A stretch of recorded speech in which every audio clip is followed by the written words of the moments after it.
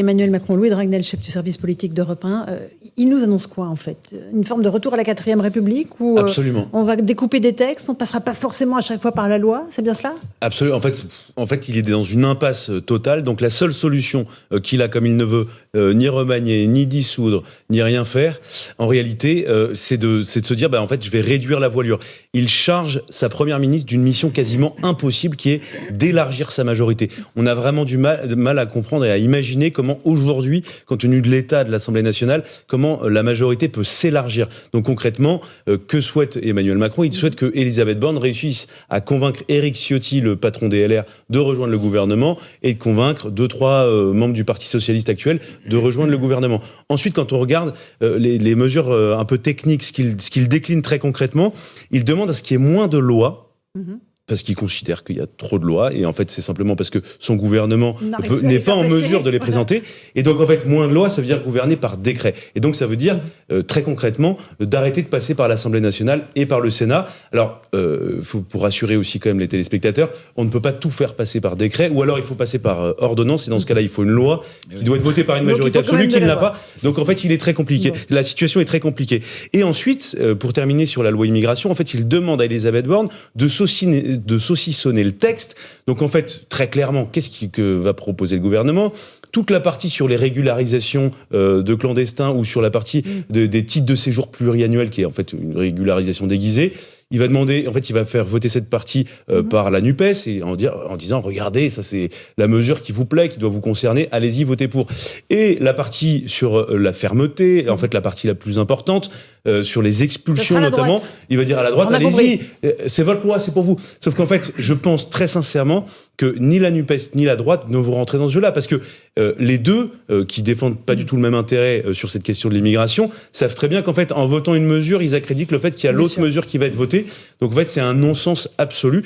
Et Éric Ciotti était très critique sur l'intervention du président. C'est la signature du fait que Emmanuel Macron est coincé. En fait, il est coincé institutionnellement. Je voudrais juste passer la parole à Jérôme Jiménez, qui nous a rejoint, porte-parole d'UNSA-Police. Bonsoir. Et il parle des factions. Évidemment, ces manifestations violentes auxquelles vous êtes confrontés tous les soirs, vous autres les policiers. C'est ça? Vous avez l'impression d'avoir des factions face à vous sur le terrain? Alors déjà, je pense qu'il y a deux températures. Il y a eu les 8 manifestations qui ont été organisées en intersyndical, où ça s'est plutôt bien passé. Là, c'est différent. Ces dernières soirées, le profil des personnes que nous interpellons régulièrement depuis ces dernières soirées, c'est plutôt des jeunes et des personnes qui sont inconnues des services de police. Et se pose quand même la question de savoir si tous ces jeunes qui sont dans la rue n'ont pas été un petit peu instrumentalisés par des paroles politiques parfois anti-flics. Et au final, on a le sentiment que ces personnes sont là, non pas pour la réforme de la retraite, mais avec une idée première de semer le chaos ou l'insurrection dans les rues, et notamment dans les rues parisiennes. Et là, on se trompe de sujet. C'est pas les forces de l'ordre qui doivent être ciblées. Les forces de l'ordre, ils sont là pour l'expression démocratique, assurer la sécurité des personnes et des biens, et il faut leur rendre hommage. Ça fait 2 mois que ça dure. Ils sont engagés régulièrement. Demain, il y aura un dispositif massif et conséquent, le plus important depuis janvier. Je vous rappelle, 12 000 policiers, 5 000 à Paris. On enchaîne les services. Policiers et gendarmes. On n'oublie pas les gendarmes. Bien sûr. Mais c'est un travail qui est lourd et conséquent. Et je pense qu'il faut vraiment leur rendre hommage. Et je profite aussi de ce moment parce que ça m'exaspère de ce que j'entends et ce qui est un petit peu dans le débat actuel des 2-3 affaires qui sont sorties sur les réseaux sociaux. Avec des gestes des policiers qui posent question. Je vous rappelle que toutes font l'objet d'enquêtes administratives et pénales, et que la lumière sera faite pour savoir si le geste était proportionné, légitime ou non. Mais ça ne doit pas être 2-3 affaires distinctes qui doivent jeter l'opprobre sur toute notre profession. Absolument. Et on tient à le dire. Éric Revel, un tout petit mot de commentaire? Oui, juste pour répondre à Louis Dragnel, moi je ne partage pas son avis.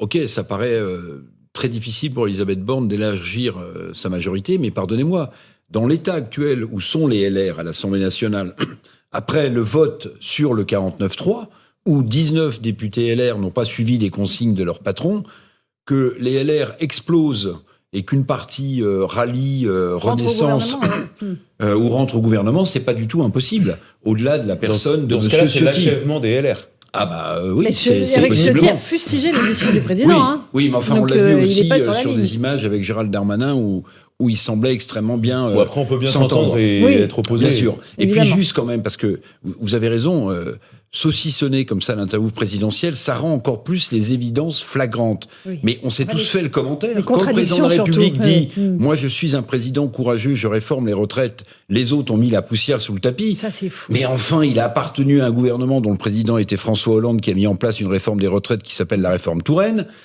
Nicolas Sarkozy, Éric Woerth et François Fillon le savent, puisque ça avait été compliqué de passer de 60 à 62 ans.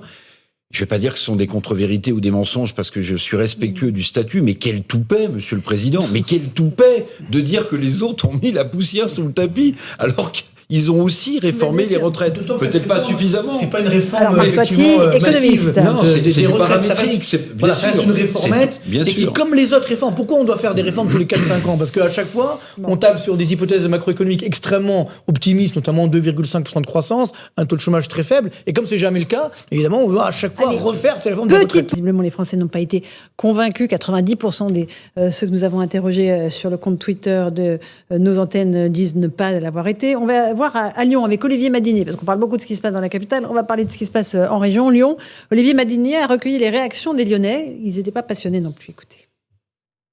La salle de ce restaurant est pleine pour le service du déjeuner. Les 4 écrans de télévision sont branchés sur l'intervention du président de la République. Le patron a mis le son suffisamment fort, mais les clients semblent plus intéressés par leur conversation que par la parole présidentielle. C'est ce que témoignent ces convives. On est entre amis, on déjeune, on ne s'occupe pas trop du président. Quand on passe une loi au 49.3, ça m'intéresse plus. Enfin, c'est un peu l'idée, c'est qu'on ne peut pas nous dire qu'on a une démocratie quand on nous impose un choix et qu'on n'est pas entendu derrière. On parle des vacances. Sujet plus intéressant. En cuisine, c'est le coup de feu. Le chef n'a pas le temps non plus d'écouter Emmanuel Macron, dont il n'attend d'ailleurs pas grand-chose. Je sais pas si c'est que ça m'intéresse pas ou que, vous voyez, moi je suis là, je m'imagine pas 64 ans dans la cuisine en fait. Donc écouter un gars qui est assis dans son bureau, qui risque juste de se fouler un doigt, je l'écoute, hein, mais je suis pas sûr que je l'entende bien. Dans ce restaurant, la clientèle est assez mélangée. Ici, l'intervention présidentielle est passée avec une certaine indifférence. Voilà, c'est diplomatiquement dit, Karim Zerebi. C'est vrai que là, les gens ils disent, attendez, non, c'est bon, on n'attend plus rien en fait. Non, mais c'est peut-être ce qui est le plus grave. C'est que les Français n'attendaient rien de l'intervention du président de la République. Dans le contexte de notre société, c'est gravissime. On a des Français qui sont en souffrance au travail, avec l'inflation qui les frappe, qui ont des fins de mois très difficiles, qui ont peur de l'avenir. On a une réforme de retraite qui est refusée par 80% de nos compatriotes, 94% des salariés. Et malgré tout, le président de la République n'intéresse personne. Alors, force est de constater que, pour ceux qui l'ont regardé, il est loin d'avoir convaincu. On peut regarder tous les sondages qui vont sortir de cette intervention. Le président a semblé à côté du sujet. À côté du sujet. Vous savez, dans les rencontres sportives, on dit vous êtes dedans, vous êtes dans le match, ou alors vous passez à côté. Il est passé totalement à côté. Il parle des factieux, au lieu de parler des 2 millions de personnes qui sont dans la rue dans l'intersyndicale. Donc, il parle de la non-proposition des syndicats, alors qu'on Laurent Berger s'est égosillé à dire il y avait d'autres options possibles posées sur la table.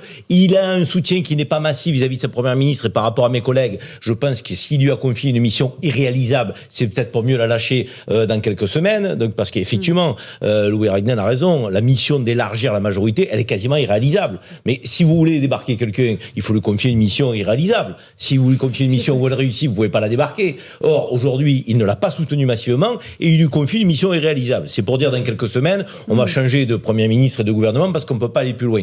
Finalement, le président a semblé à côté totalement. Et ça ne va faire que mettre de l'huile sur le feu de la colère de nos compatriotes. On va voir demain comment ça va se passer. Mais la situation ne peut pas durer.